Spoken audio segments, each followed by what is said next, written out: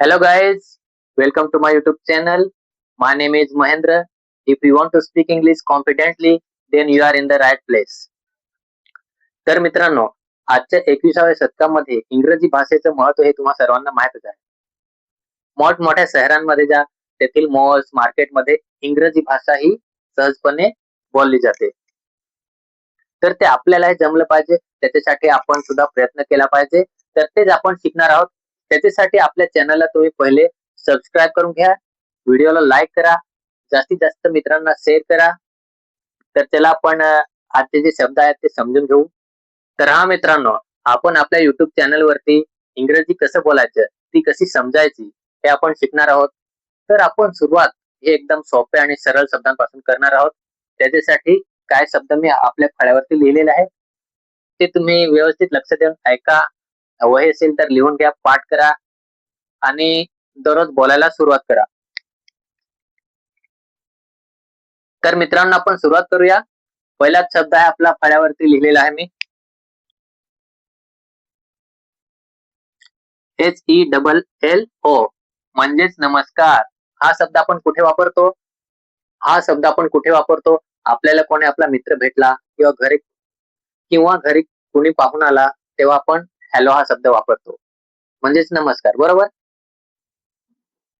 तर एखादं उदाहरण द्यायचं म्हटलं तर हॅलो अंकल, अशा पद्धतीने, बरोबर? तर पुढचा शब्द आहे मित्रांनो आपला हाय. त्याचा अर्थ सुद्धा नमस्कार असाच असतो मित्रांनो. परंतु हाय हा शब्द खास करून लहान मुलांना मोठ्यांसाठी वापरू नये. छोटासा नियम आहे, लक्षात ठेवा तुम्ही, बाकी काही नाही. हाय म्हणजेच नमस्कार. दुसरा शब्द झाला. तर पुढे जाऊया, वहीमध्ये नोट करून ठेवा. तर मित्रांनो, आपण पुढचा शब्द घेऊया, थँक्यू म्हणजेच तुमचा आभारी आहे.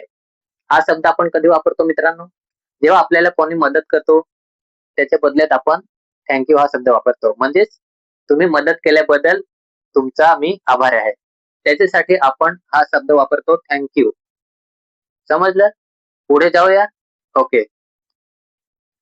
तर मित्रांनो, आपण पुढचा शब्द घेऊया, वेलकम. WELCOME म्हणजेच स्वागत आहे, तुमचं स्वागत आहे. तर हा शब्द आपण कुठे वापरतो? थँक्यू. आपल्याला कोणी मदत केली तर आपण त्यांना थँक्यू म्हणतो. त्याच्या बदल्यात तो आपल्याला काय सांगेल? तर वेलकम. अशा पद्धतीने वेलकम हा शब्द वापरला जातो. वेलकम म्हणजे तुमचं स्वागत आहे. तर पुढचा शब्द आहे, कायम तुम्ही ऐकलेला आणि दररोजच्या वापरात येत असतो हा शब्द, SORRY म्हणजेच सॉरी. सॉरी म्हणजेच माफ करा किंवा खेद व्यक्त करण्यासाठी हा शब्द वापरला जातो, बरोबर? आपण जर एखादी चूक केली, त्या गोष्टीचं आपल्याला वाईट वाटतं, बरोबर? तर त्याच्यासाठी आपण सॉरी हा शब्द वापरतो. सॉरी म्हणजेच माफ करा. मित्रांनो, आपला पहिलाच व्हिडिओ आहे. जास्तीत जास्त मित्रांना शेअर करा, लाईक करा आणि कमेंट्स करायला अजिबात विसरू नका. चला तर आपण शेवटचा शब्द घेऊया, तो आहे एक्सक्यूज मी. Excuse me. हा बघा, एक्सक्यूज मी म्हणजेच माफ करा किंवा एखाद्याचे लक्ष वेधून घेण्यासाठी हा शब्द वापरला जातो, बरोबर? बघा त्याचा वापर कसा असतो, तुम्हाला थोडक्यात सांगतो, एक दोन उदाहरण देऊन. माफ करा या दृष्टीने कसा उपयोग होतो त्याचा बघूया. समजा तुम्ही असे ग्रुपमध्ये गोष्टी करतात, अचानक तुम्हाला आठवण आली की मला जायचं आहे. त्याच्यासाठी तुम्ही त्यावेळेस तुम्ही असं सांगाल की एक्सक्यूज मी, मला थोडं जायचंय.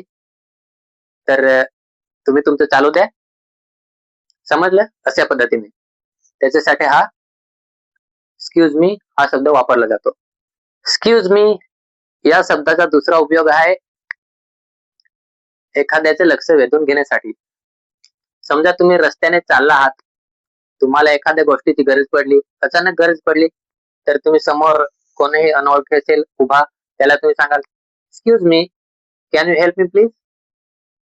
अशा पद्धतीने हा शब्द वापरला जातो. बरोबर? हे सगळे जे शब्द आहेत खूपच महत्त्वाचे आहेत. दररोज जीवनामध्ये वापरले जातात. तर तुम्ही हे शब्द पाठ करा. एक-एक शब्द 10-10, 5-10 म्हणून बघा आणि वहीमध्ये लिहून घ्या.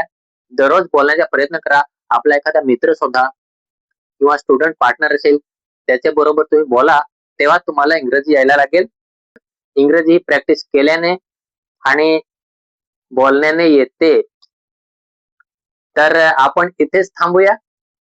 पुढच्या व्हिडिओमध्ये लवकरच भेटूया. तोपर्यंत तुम्ही व्हिडिओला लाईक करा, शेअर करा